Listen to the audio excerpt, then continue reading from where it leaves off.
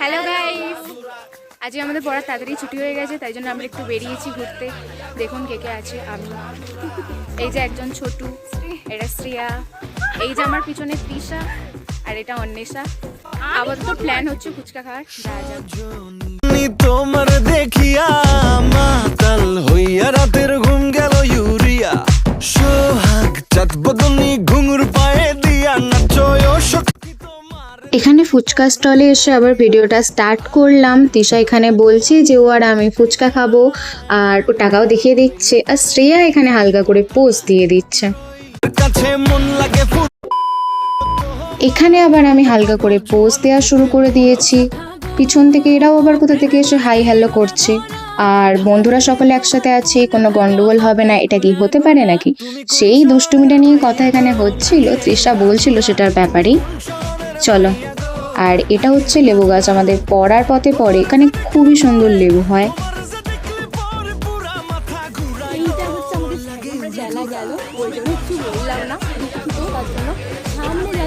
এখানে আমরা বাড়ি যাওয়ার জন্য রওনা হয়ে পড়েছি। রাস্তা দিয়ে যাচ্ছি, চারিদিকটা অন্ধকার, আর যেতে যেতে আমরা স্ক্যাম করার কথা প্ল্যান করছিলাম, বাট আগে আমাদের সাথে স্ক্যাম হয়ে গেছে, দেখতে পাবে তোমরা। এখানে ব্যাপারটা হয়েছে কি, একটা বাচ্চা মেয়ে রাস্তায় একটা নকল সাপ রেখেছিল, যেটা আমরা দেখে প্রথমে তো বুঝতে পারিনি, ভয় পেয়ে গিয়েছিলাম। তারপরে দেখি মেয়েটা সাপটা নিয়ে চলে গেল ছো মেরে। এখানে আমরা বাড়ি ফিরছি, আর যেই গন্ডগোলটা করবো বলেছিলাম সেটা নিয়েই কথা হচ্ছে, প্ল্যান করছি, আর সেটা আমরা করেওছি, তবে ভিডিওতে দেখাবো না, কারণ কেউ যদি দেখে নেয় তো আমরা কেস খেতে পারি। আর এই গন্ডগোলটা করতে গিয়ে পাশের ব্যাগে একটা কুকুর থাকে, সে আমাদের উপর চেঁচে উঠেছে, আর আমরা দৌড়ে দৌড়েই এখানে বাড়ি ফিরছি। 2000 years later.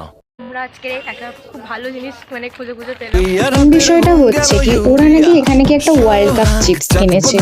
আমি তখন বাড়ি ফিরে এসেছিলাম, তারপর ওরা হয়তো কিনেছে। ভাই, আমার কিন্তু নেক্সট টাইম এই চিপসটা চাই। আর ভিডিওটা এখানে শেষ করছি।